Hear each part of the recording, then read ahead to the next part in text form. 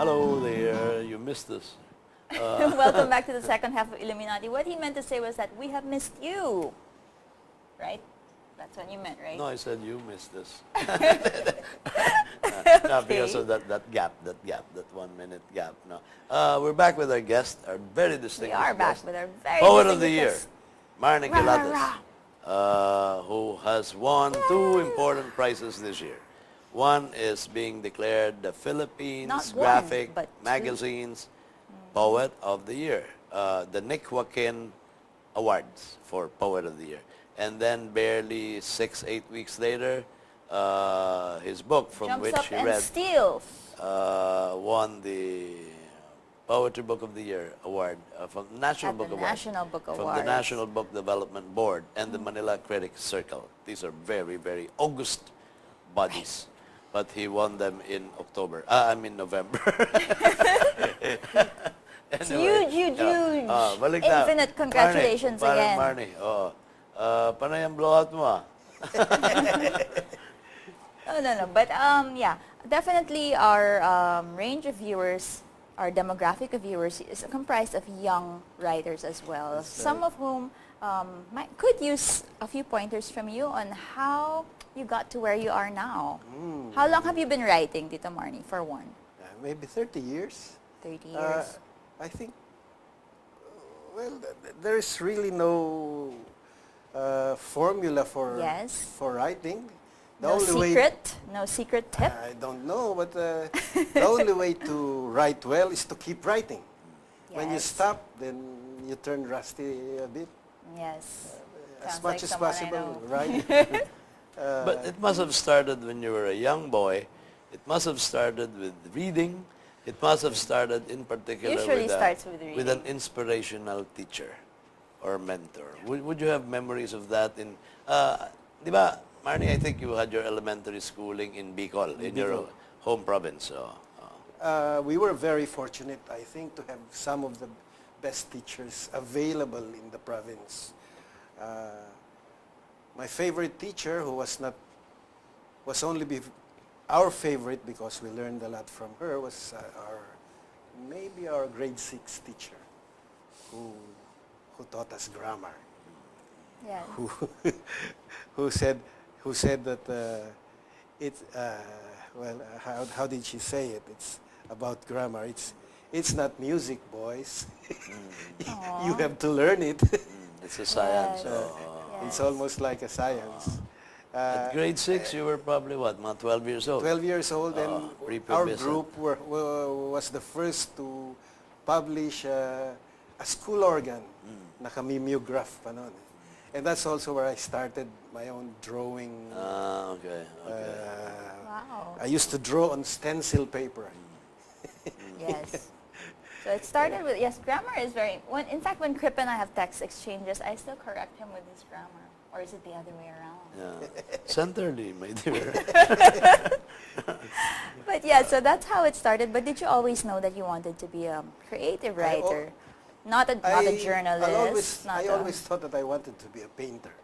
Because my brother was a painter. Our eldest brother was a painter. So, well, I think it's natural for children to learn to draw before you can even, speak. Yes.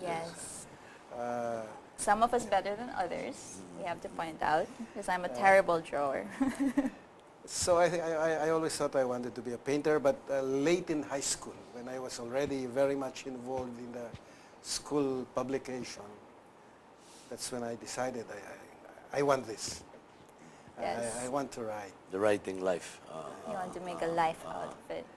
And you recall, so at some point, can we show the series of books that Marnie has authored? Quite a considerable How many books number would you say already. that you have authored to date? I have 4. This is my fourth. Is this the first one, Marnie? Poems en route? That's the second one. What year did this come out? That's 1998. They are few and far between. Okay. Okay. That's the third one. Okay, mostly in monsoon weather. What year was that naman? This one is 2007. recent. 2007, and now this one is 2012. Yep. What was the first title, and when The did first it is come out? Children of the Snarl. Ah, yes, Children of the Snarl. think I have- Nice title. I think that's late 80s. 88. Okay, 88. 1988. With two memorable poems that I recall. One about the snake in some mall, and another was about, what's his name, Rexford? Was it Rexford? Donald Rexford, the one. Oo. The Filipino-American. That's or the one. That's the Filipino. cover. Ah, yeah. Children of the Snarl. That's the first, That's the first book of one. Marnie. Children of the Snarl There's a poem about and this other poems. guy who has a panata to have himself crucified in Mount Calvary, somewhere in Pampanga. And that's his way of trying to get to see his father His or father. something. Yes, and right now we're seeing Ito a naman, different photo, translations naman Those ito. are Yes. Translations. which we must point out are mga translations biyahe, mga estasyon. done by Marnie Kilad. The poems are by our national Rio artist for Alma. literature, Virgilio S. Alvario, aka Rio Alma. And Marnie is his official translator. Ito, Dust Devils. Meron pa silang mga collaborations hindi lang translations. I think this one is by Roger Mangahas. Gagamba sa Uhay by Roger Mangahas. Kalipunan ng mga, ano ba yung sabi doon? Ng mga Haiku. Haiku. Mga haiku. Okay. May salin sa Ingles. Pitik Bulaga. Pitik Bulag? Pitik Pitik Bulag. Bulag. Pitik Bulag. Pitik Letra at Bulag. liwanag. Those are ekphrastic works by... Already. Meron kang isang recent na libro, di ba? Kayo nila Mav Rufino. yeah, Rio. I didn't include that. Ito kay Rio and Sonetos Posthumos. Translation ng trabaho ni Marnie dito.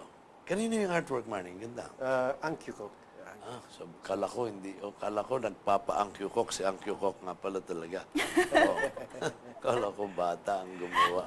That's their collaboration, actually.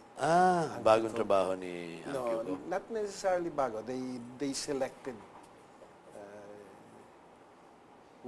existing works by Ankyukok. So Ankyukok okay. and Rio himself. So what fresh projects do you have on the plate? Right now I have two books Nakasalang? at UST na nakasalang. Another Nakasalang. collection of mine. It's called Lyrical Objects. And another translation. Oh, teka, nadinig ko na yung lyrical object. Matagal na nakasalang yan, di ba? Narinig mo na yan because it's a collection that was, the large part of it was completed on Facebook. Wow, how does that that's work? Right, that's right. Most of the poems I published weekly Okay. on my page. There's a section on Facebook called Notes. So Si Trix kasi So hindi pa very prolific nagpa-Facebook on eh. Facebook. No, Si I Trix, haven't quite pag yet. if she joins Facebook, you'll expect more poetry to come out of the woodwork. Every time she posts her new profile pic, naku, ang daming poems niya. Labas. Alam ko na kung That's to ganito be galing expected. yung iba. Pero kahit ako makikisali yan. No, Facebook yet. We will ekphrastic poem your profile. I'll just email you photos directly. No need to publicize. So yung isa pang project, Marnie, ano yan yung pangalawa? Translation. well, it's again it's a translation. It's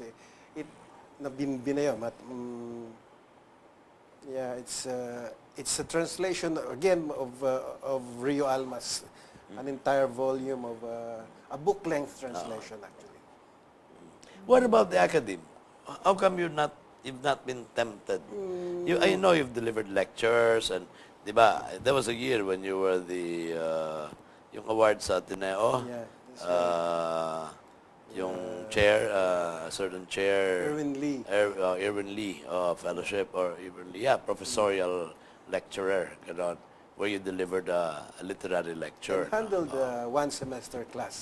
You poetry. did that time. Yeah. Don't you miss that? Don't you want to get back to it? I also taught for one semester at Miriam, literature for high school, and I actually enjoyed it. But again, at the end of it, I think I'm not cut out to be a teacher. Why? Why would you say that, Tito Moy? Hindi. Unlike some Mababa ang people we aking know. Pasensya. Pasensya. Are you still teaching? Not for the last 2 years. Ako naman Okay. naubusan ng oras talaga. Walang Akala ko oras nga, I with all thought my you were, projects. you had I was planning classes. to go back after a semester or two.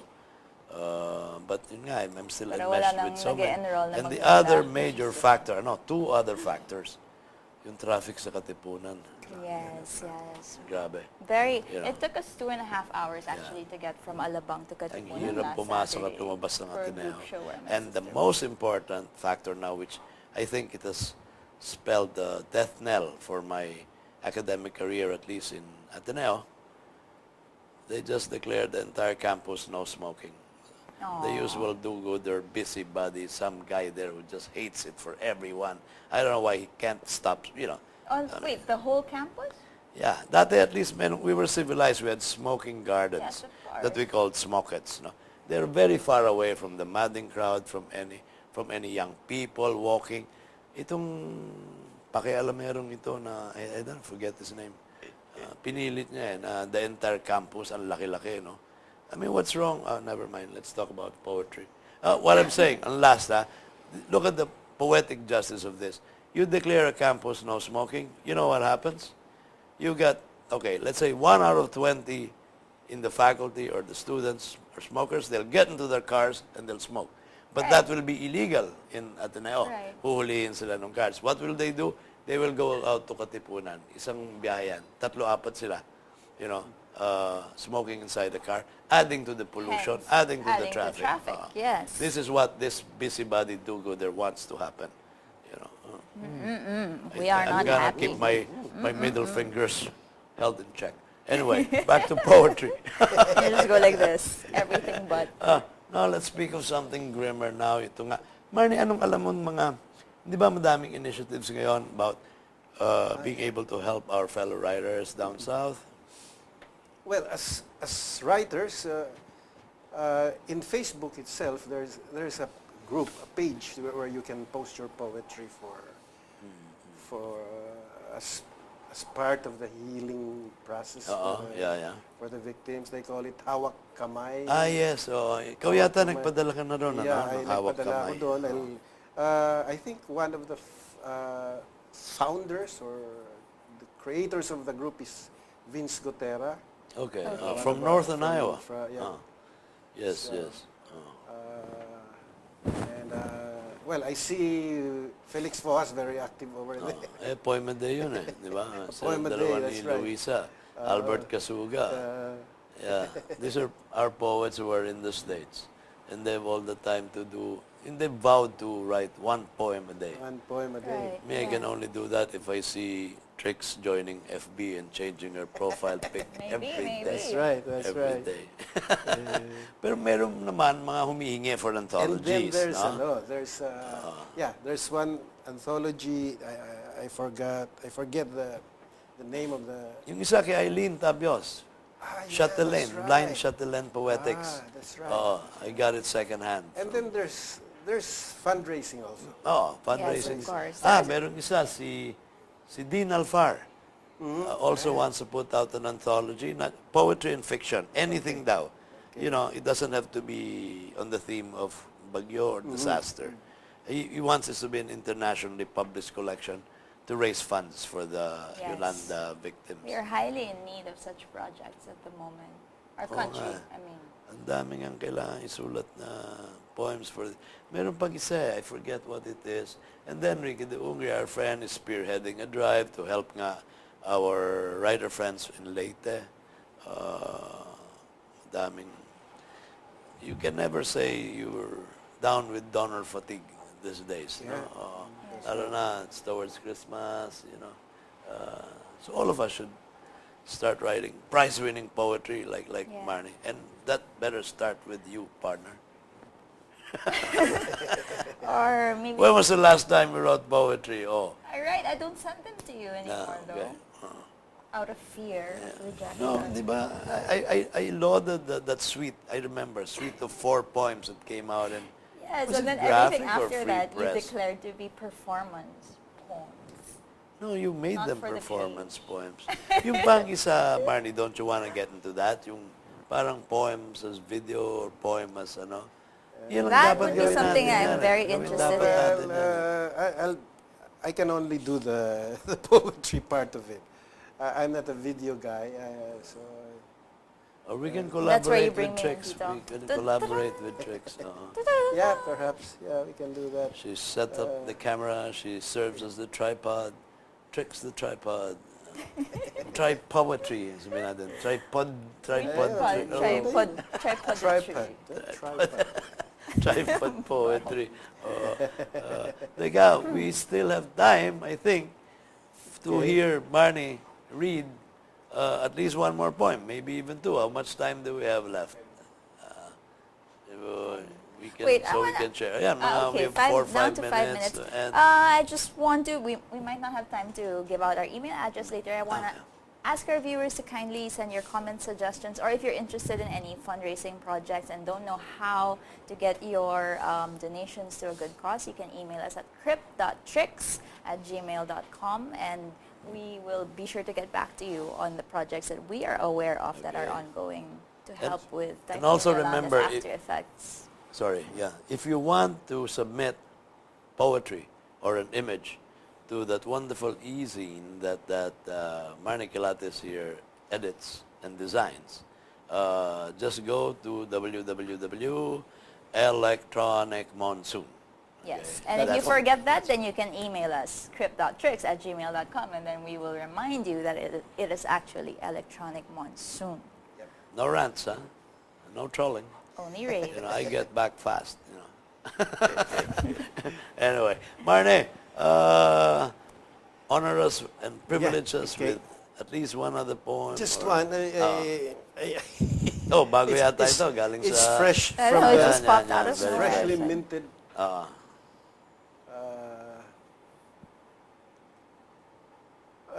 It's again. It's This based is on a something that, painting yes, that you just wrote. that I just wrote. Okay.